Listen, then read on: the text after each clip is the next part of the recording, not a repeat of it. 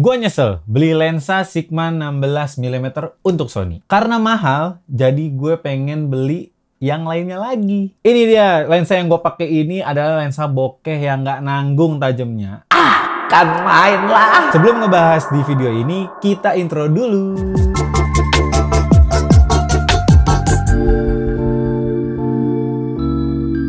Halo teman-teman semuanya, kembali lagi di channel High Tech Henry ngomongin teknologi. Ya, dimana lo bakalan dapet info racun dari versi gue. Sebelum masuk ke pembahasan, mungkin alangkah baiknya kalian bantu support gue dulu untuk klik subscribe biar gue semangat nih buat bikin konten. Kedepannya pokoknya akan ngebahas-bahas soal teknologi-teknologi atau gadget-gadget atau barang-barang murce yang bisa kalian dapetin dan mungkin bisa kalian keracunan, jadi kalian bisa beli.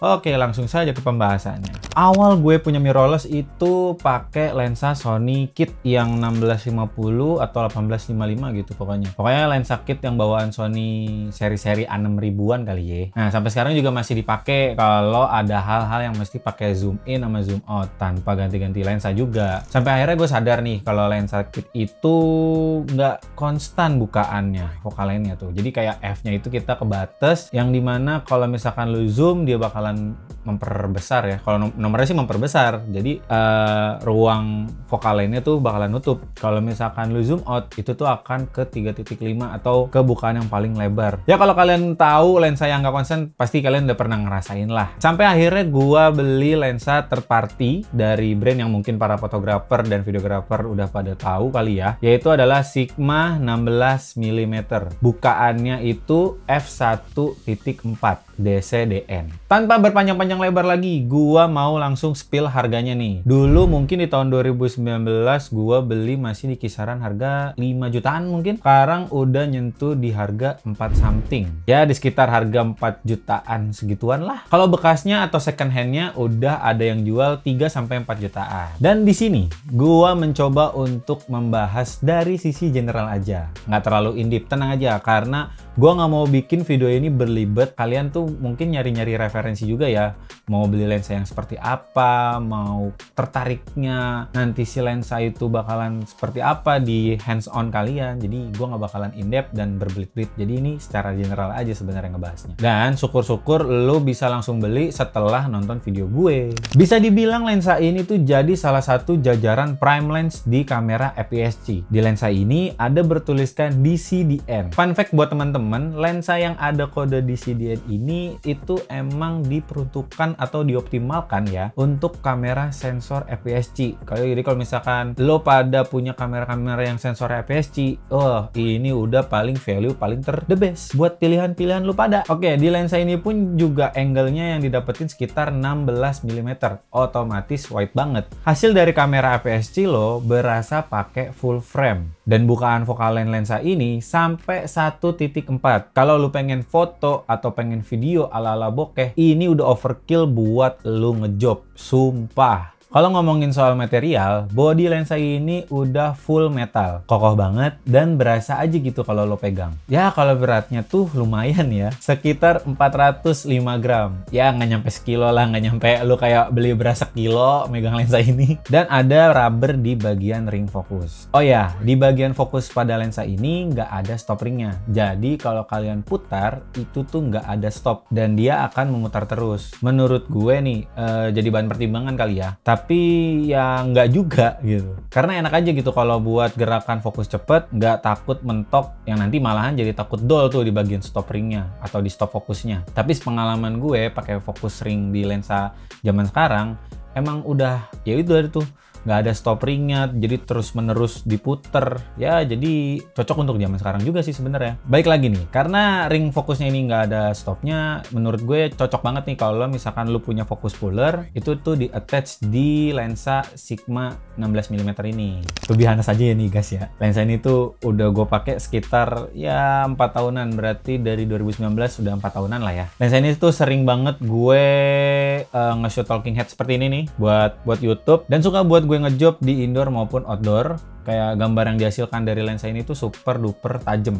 Kayaknya emang lensa prime tuh didesain dengan baik ketimbang lensa yang variable focal length. Apalagi juga yang dihasilin dari lensa prime itu tuh bokehnya nggak lebay gitu. Gua pernah ngejob terus itu tuh waktu siang-siang, lensa ini tuh lumayan bisa nangkep birunya awan. Sebenarnya tuh terik banget kondisinya. Setelah di grading sampai di post production, itu tuh masih aman banget di bagian awannya. Biasanya tuh pasti bakalan overexposure atau underexposure. Gua aja tuh sampai kaget kalau pakai lensa ini tanpa ND filter. Bagian yang cerah tuh bisa ketangkep warnanya. Wow sekali. Nah, pasti kalian tuh mempertanyakan kalau misalkan di keadaan gelap gimana, Bang? Nah, kalau untuk low light lumayan canggih. Lensa ini bukannya ya lebar banget. Untuk low light menurut gue masih aman, terkendali nih. Tapi tergantung kondisi lampu juga. Kalau banyaknya lampu, lensa mungkin cukup dan lumayan bisa diandelin dari low lightnya. Tapi kalau misalkan lampunya nggak banyak atau lampunya juga lampu-lampu jadul tuh kadang bisa bikin gambar lu tuh flicker. Karena kita tuh standarnya tuh PAL, beda sama orang luar yang standarnya tuh NTSC.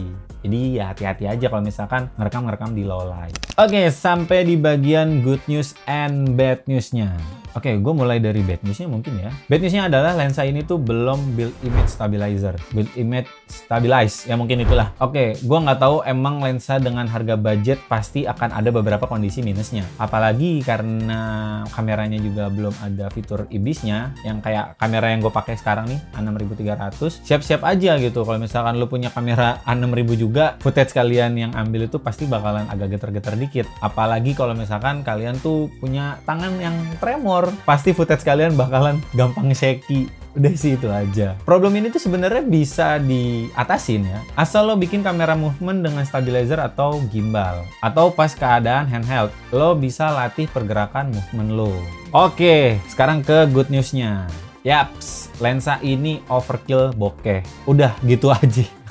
Jelas di lensa ini tuh menawarkan lu f yang sangat rendah ya, atau bukaan focal length yang sangat lebar, yaitu 1.4. Yang jelas buat ngambil detail objek dengan bokeh blur di belakang, ini tuh sangat menarik ya.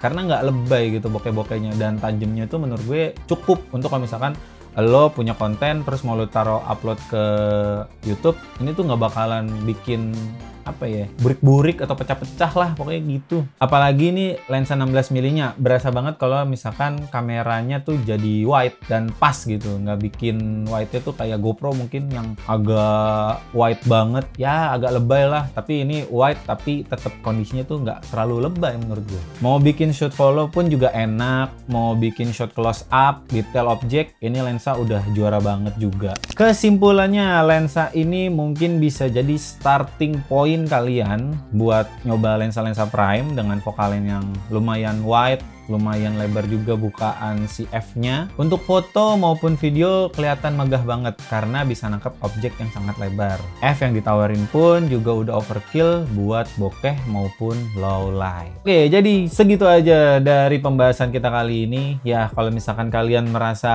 informasi yang saya sampaikan itu merasa kayak aku pengen beli lensa Sigma habis nonton ini, silakan saja dan cobain rasanya experience pakai Sigma 16. Jujur itu adalah lensa yang budget yang menurut gue tuh racun banget ya kalau misalkan kalian mau entry level ke lensa-lensa yang prime kayak gitu. Oke, terima kasih udah nonton dari awal sampai habis di channel High Tech Henry ngomongin teknologi. Dukung terus channel High Tech biar 100.000 subscriber mungkin ya di tahun ini. Please lah, bisa share video ini ke teman-teman kalian biar teman-teman kalian tahu juga channel High Tech. Oke, gue Henry undur diri dulu di video ini. Sampai jumpa di video berikutnya. Bye-bye.